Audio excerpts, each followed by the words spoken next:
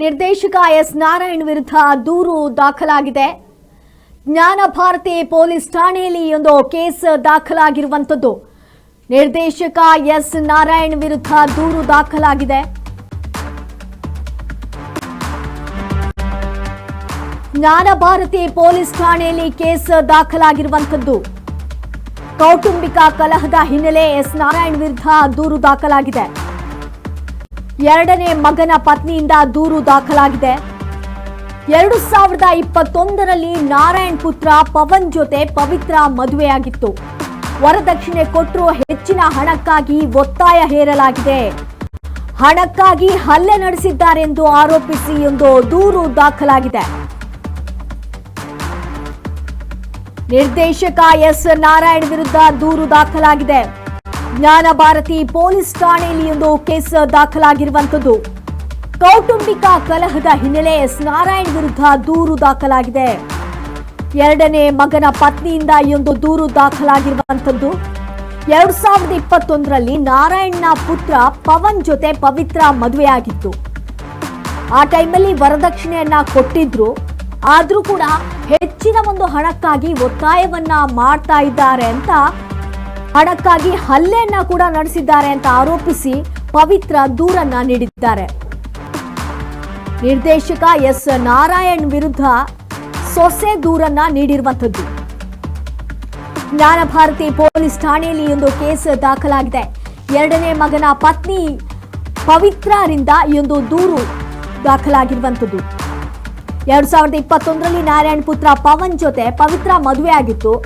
ಮದುವೆ ಟೈಮಲ್ಲಿ ವರದಕ್ಷಿಣೆಯನ್ನ ಕೊಟ್ಟಿದ್ರು. ಆದ್ರೂ ಕೂಡ ಇನ್ನಷ್ಟು ಹಣ ಬೇಕು, ಹೆಚ್ಚಿನ ಹಣಕ್ಕಾಗಿ ಒತ್ತಾಯವನ್ನ ಮಾಡಿದ್ದಾರೆ. ಅಷ್ಟೇ ಅಲ್ಲ, ಹಣಕ್ಕಾಗಿ ಹಲ್ಲೆ ಕೂಡ ಮಾಡಿದ್ದಾರೆ ಅಂತ ಆರೋಪಿಸಿ ಪವಿತ್ರ ದೂರನ್ನ ನೀಡಿದ್ದಾರೆ.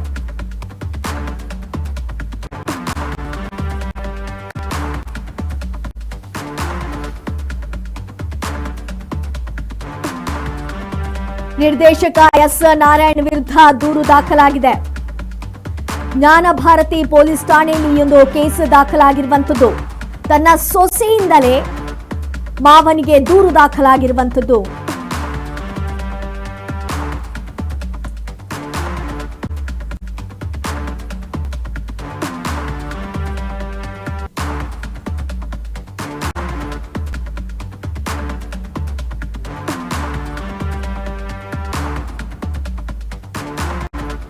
ಓದಿರದ ಕಾರಣ ಕೆಲಸ ಇಲ್ಲದೆ ಮನೆಯಲ್ಲಿಯೇ ಇದ್ದಂತಹ ಪುತ್ರ ತಾನೇ ಕೆಲಸ ಮಾಡಿ ಮನೆ ಸಾಗಿಸ್ತಿದ್ದಂತಹ ಪತ್ನಿ ಪವಿತ್ರ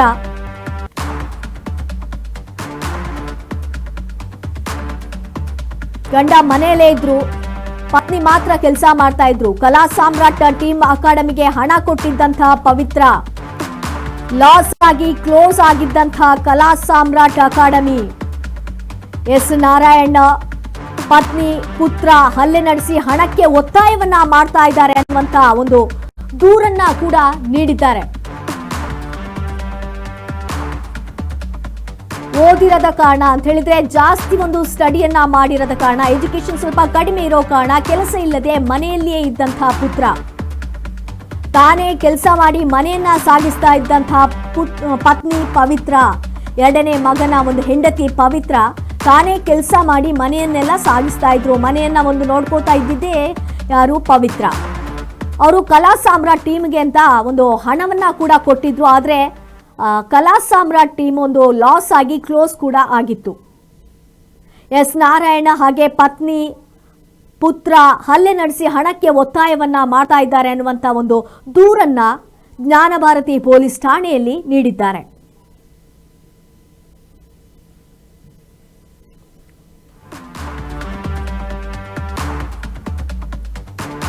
ಎಸ್ ನಾರಾಯಣ ಸೊಸೆ ಮಾವನ ವಿರುದ್ಧ ಅಂತ ಹೇಳಿದ್ರೆ ನಿರ್ದೇಶಕ ಎಸ್ ನಾರಾಯಣ್ ವಿರುದ್ಧ ಈ ಒಂದು ದೂರನ್ನ ದಾಖಲಿಸಿರುವಂತದ್ದು.